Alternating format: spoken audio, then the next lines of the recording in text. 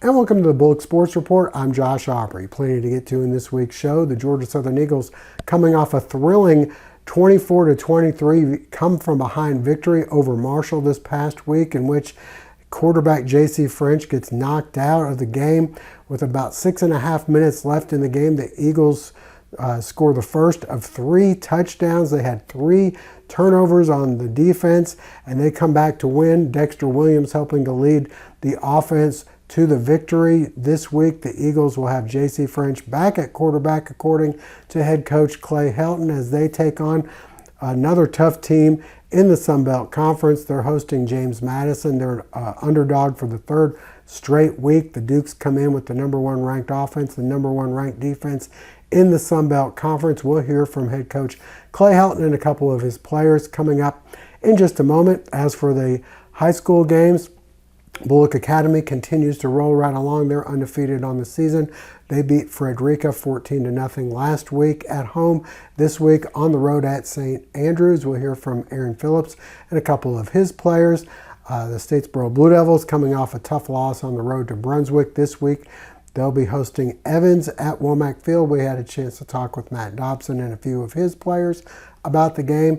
And as for the Southeast Bulloch Yellow Jackets, they lost Friday at home to Jenkins, and then turned around and played on Tuesday night at home against Liberty, where they were able to pick up a big victory. We'll have some highlights from that game for you as well. Portal gets back into action this Friday as well. They'll be on the road at Claxton. All that and more coming up on the Bulloch Sports Report. And a reminder before we go to break, hopefully you'll never be in an accident, but if so, please give our friends at the Sullivan Law Firm a call, 912-489-8888, or online at thesullivanlawfirm.com. Well, the Georgia Southern Eagles, with their hands full for the 3rd week in a row, they'll be underdogs this week. They're going to be hosting James Madison. The Dukes come in 5-1 on the season. They've got an impressive 70-50 win against North Carolina on their resume. They also scored 63 points this year, but they do have a strange loss to ULM, which stands out on their record, their only loss of the season. We had a chance to talk with head coach Clay Helton about the problems the Dukes pose, especially when they come in with the #1 ranked turnover margin in all of the country.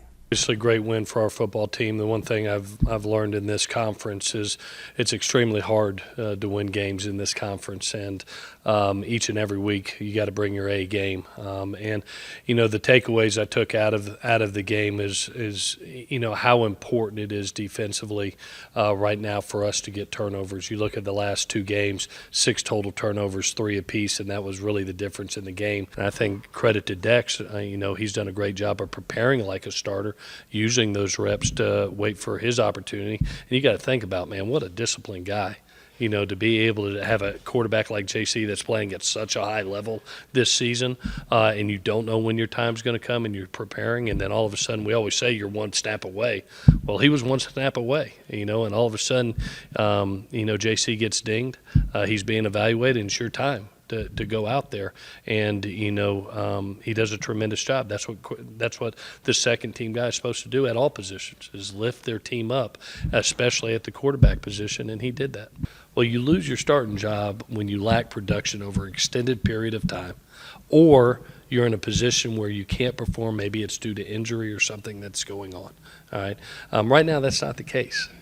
Right now we've got, thank goodness that we did our job and recruited our butt off to go get good quarterbacks, and we train them and develop them. So if one goes out, the next one's up.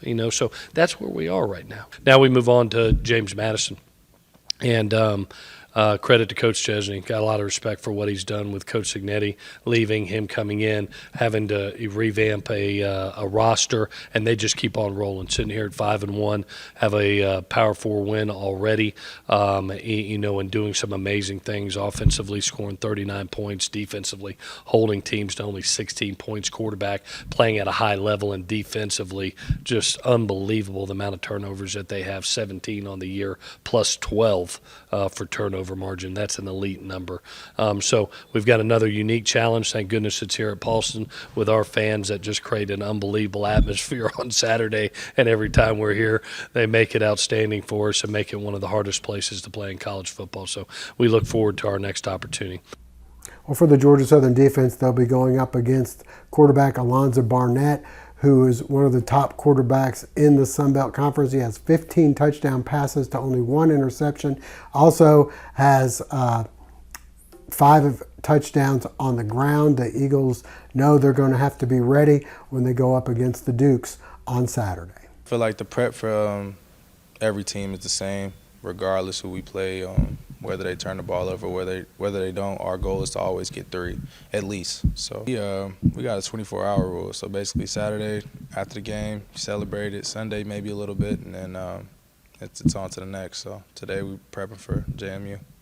They're a really explosive offense, man. Alonzo has been playing very good ball, and I feel like their run game is also explosive. It makes it difficult because he's a runner as well. So I feel like we just have to really key in on him, but they're a great team.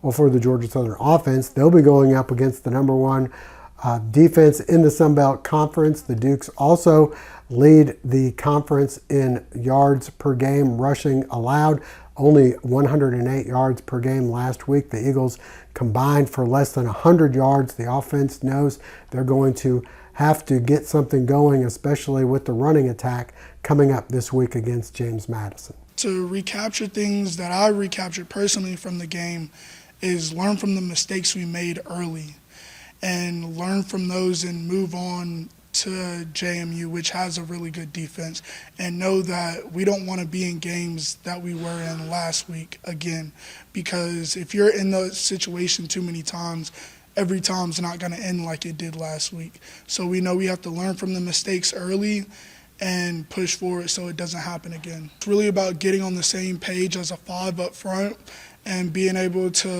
know your assignment and also execute the blocks. And that'll be a big emphasis at practice, is being able to run the ball. All right, stay with us. High school previews and some highlights coming up next. This is Paul Newman with Statesboro Real Estate. Have you been on the sidelines? Well, now's the time to list your house. Let's GATA and get after those assets.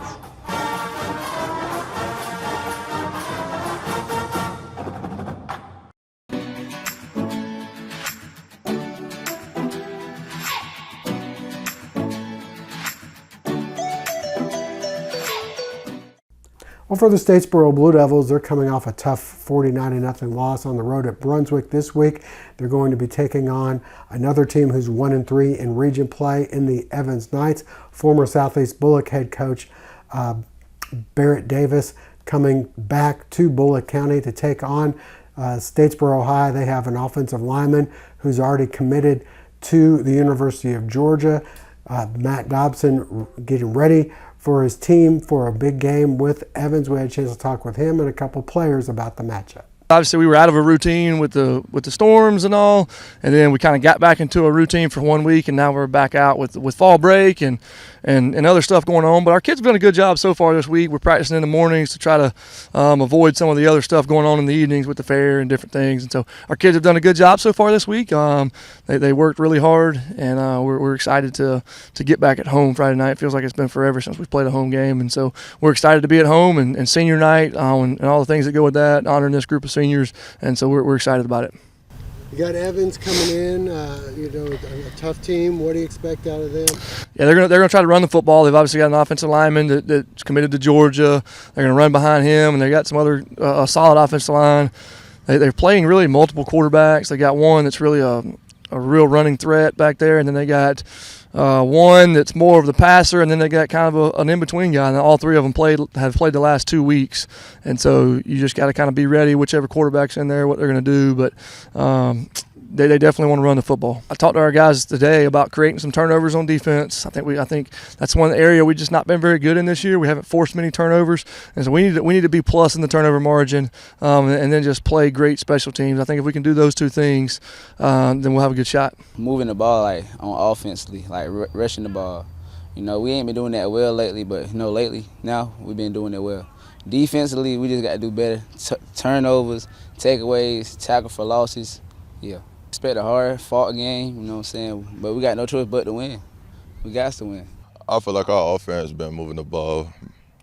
Defense, we just got to do better at creating turnovers and stuff. But overall, I feel like the team getting better and better as the season progresses. They got a good O-line. Yeah, pretty good O-line. But we just got to create turnovers and keep them from running the ball, force them to get out their groove.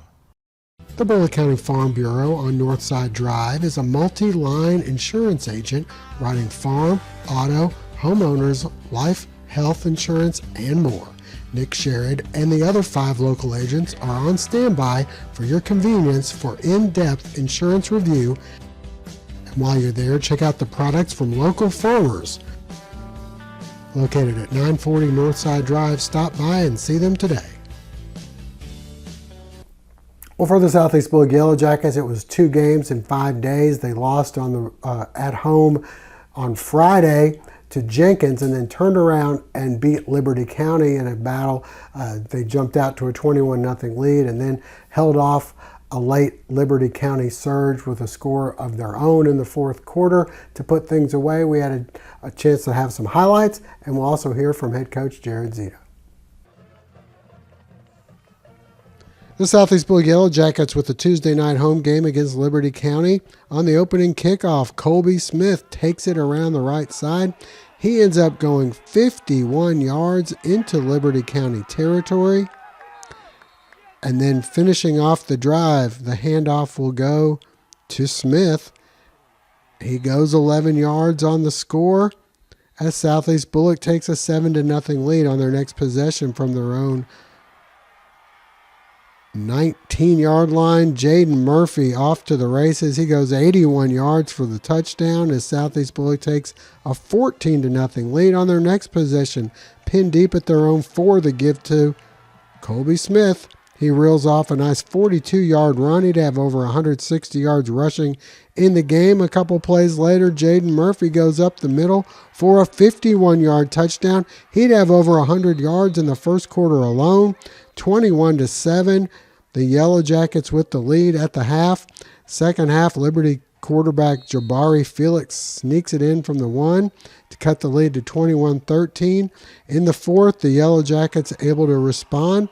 It's Colby Smith again, breaking free and getting in the end zone to make it 28-13. Liberty County adds a late touchdown, but it wouldn't be enough as Southeast Bulloch wins by a final count of 28-19. The Bulloch Academy segment is brought to you in part thanks to Floors Outlet of Statesboro, located on Northside Drive. Come by and visit Mo for all your floor covering needs. This is Paul Newman, Statesboro Real Estate. I have 3 kids that attend here. I'm a proud sponsor of Bulloch Academy Athletics and the #1 ranked Gator football team. Go Gators! The Bulloch Academy Gators coming off a big victory this past Friday against Frederica. The offense not quite doing what they've done to this point, but they were able to pick up a win. Let's send you out for some of those highlights. In Gator Alley, Bulloch Academy in their region opener against Frederica. And on the first play from scrimmage, the give to Shamar Jenkins. He fights through and then blows past the defense for the 53-yard touchdown. And quickly it's 7-0 Bulloch Academy. The Gator defense having a big game. Joshua Mager with the hit for a loss here. More from Jenkins as he turns the corner on this play and gets down inside the 25-yard line.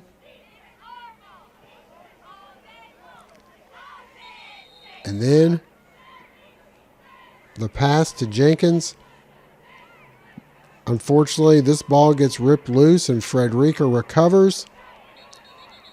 7-0 at the end of the first. In the second, it looks like the Gators in business here inside the 10 on this run by Jenkins.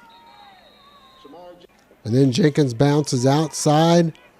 Looks like he's in, but unfortunately a penalty would call this one back. And then another play that looks as though the Gators are either in the end zone or really close, but another penalty brings it back. And then on 4th down and long, Frederica able to stop the drive. A little bit later, Sam Hubbard takes it up the middle. He'll go all the way down to the 12-yard line before being brought down. And then Hubbard's going to go to the air. A nice grab by Jenkins in the end zone for the score. Bulloch Academy takes a 14-0 lead. The defense helping to make that stand up. J.B. Roach, the initial hit here as the Gator defense comes through. It's 14-0 at the half. Halftime sees the Gator homecoming court recognized in the second half. The defense at it again. Jack Lanier with the sack. A little bit later, Braylon Cone helping out on the hit for a loss. More from the Gator defense. Big play stopped, and it's 14-0 at the end of the third. And the fourth, it's Jack Lanier again continuing to impress on defense with another sack. And then check out J.T. Lee leaping, hauling this one down for the interception. Big guy can't take it home, but Bulloch Academy wins 14-0. This segment sponsored in part by Total Tire of Statesboro, located at 2703 Northside Drive, featuring friendly, courteous staff. Come see them today for all your automotive needs, featuring alignments, suspension, brakes, tires, and more.